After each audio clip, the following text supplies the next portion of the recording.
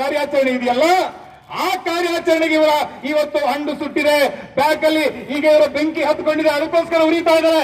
ಎಲ್ಲ ಕಡೆಯಲ್ಲಿ ಪ್ಯಾಲೆಸ್ತೈನ್ ಬಾವುಟವನ್ನ ಹಾರಿಸ್ತಾ ಇದ್ದಾರೆ, ಪ್ಯಾಲೆಸ್ತೈನಿಗೆ ನೈತಿಕ ಬೆಂಬಲ ಕೊಡೋದಂತೆ.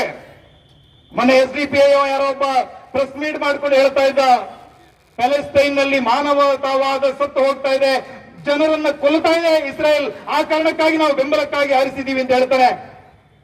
ದರಿದ್ರದವನೇ, ಬಾಂಗ್ಲಾದೇಶದಲ್ಲಿ ಹಿಂದೂಗಳನ್ನ ಮೊನ್ನೆ ನಿನ್ನ ಬಂಧುಗಳು ಹಿಂದೂಗಳ ಮೇಲೆ ದಾಳಿ ಮಾಡಿದ್ರು, 2,000 ಪ್ರಕರಣಗಳು ದಾಖಲಾಯ್ತಲ್ಲ, 5,000-6,000 ಹಿಂದೂಗಳ ಕತ್ತಲಾಯ್ತಲ್ವ. ಆ ಸಂದರ್ಭದಲ್ಲಿ ಭಾರತದಲ್ಲಿದ್ದಂತ ಒಬ್ಬ ಮುಸಲ್ಮಾನ ಅದನ್ನು ಯಾಕೆ ವಿರೋಧ ಮಾಡಲಿಲ್ಲ? ಬಾಂಗ್ಲಾದೇಶದ ಹಿಂದೂಗಳು ಹಾರಿಸ್ತಾರೆ. ಇದರ್ಥ ಏನು? ಈ ದೇಶದ ಒಳಗಿರುವಂತಹ ಮುಸಲ್ಮಾನರು ಇವತ್ತಲ್ಲ ನಾಳೆ ಈ ದೇಶವನ್ನ ಇಸ್ಲಾಮೀಕರಣ ಮಾಡಬೇಕೆನ್ನುವಂತ ಕನಸನ್ನು ನೋಡ್ತಾ ಇದ್ದಾರೆ. ಈ ದೇಶದ ಹಿಂದೂಗಳ ಸರ್ವನಾಶಕ್ಕಾಗಿ ಅವರು ಪ್ರತಿನಿತ್ಯ ಜಪವನ್ನು ಮಾಡ್ತಾ ಇದ್ದಾರೆ. ಇದು ಇವತ್ತಿನಿಲ್ಲ ಮಾತಲ್ಲ. ಯಾವಾಗ ಮರಾಠ ಸಾಮ್ರಾಜ್ಯ ಬಾಜಿರಾವ್ ಪೇಶ್ವನ ನೇತೃತ್ವದಲ್ಲಿ ಅಟಕ್ನಿಂದ ಕಟಕ್ನವರೆಗೆ ಕಾಬೂಲ್ವರೆಗೆ ದಂಡಯಾತ್ರೆಯನ್ನು ಮಾಡಿ ಮತ್ತೊಮ್ಮೆ ಎಲ್ಲ ಇಸ್ಲಾಮಿಕ್ ಶಕ್ತಿಗಳಿಂದ ದೆಹಲಿಯನ್ನು ಕೂಡ ಮುಕ್ತಗೊಳಿಸಿ ಹಿಂದೂ ಸಾಮ್ರಾಜ್ಯವನ್ನು ವಿಸ್ತರಣೆ ಮಾಡಿತು, ಆ ಸಂದರ್ಭದಲ್ಲಿ ಶಾ ವಲಿಯುಲ್ಲಾಹ್ ದೆಹಲಿ ಅನ್ನುವನು ಮತ್ತು ನಜೀಬುದ್ದೌಲಾ ಅನ್ನುವನು ನೇರವಾಗಿ ಅಫ್ಘಾನಿಸ್ತಾನಕ್ಕೆ ಪತ್ರ ಬರೆದು ಹೇಳ್ತಾರೆ, ಭಾರತದ ಮೇಲೆ ನೀವು ದಾಳಿ ಮಾಡಿ ಬನ್ನಿ ಅಂತ ಹೇಳಿ ಅಫ್ಘಾನಿಸ್ತಾನಕ್ಕೆ ಪತ್ರ ಮಾಡಿ ಬರೀತಾರೆ. ಯಾರು? ಭಾರತೀಯ ಮುಸಲ್ಮಾನರು.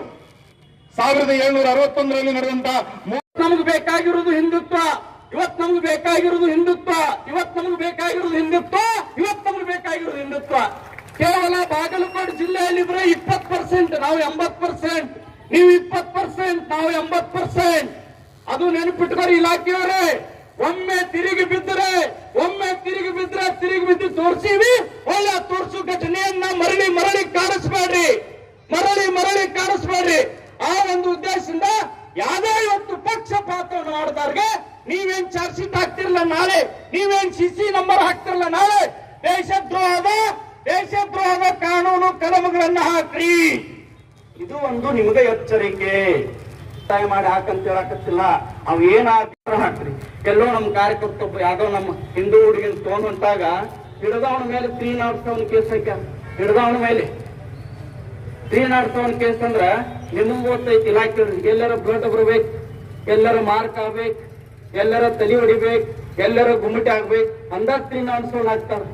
ಬರೀ ಹಿಡ್ಕೊಂಡು ಹೋದವನ ಮೇಲೆ 307 ಸೆಕ್ಷನ್ ಹಾಕ್ತಿರಂದ್ರ ದೇಶದ ದ್ರೋಹ ಕೃತ್ಯ ಮಾಡಿದವನ ಮೇಲೆ ಏನ್ ಕೇಸ್ ಹಾಕಿದ್ರಿ ನೀವು ಅನ್ನೋದು ಇವತ್ತಿನ ಸಭೆಯೊಳಗೆ ನಾವು ಚರ್ಚೆ ಮಾಡೋಕೆ ಬರ್ತಾ ಇದೆ ಬಂಧುಗಳೇ.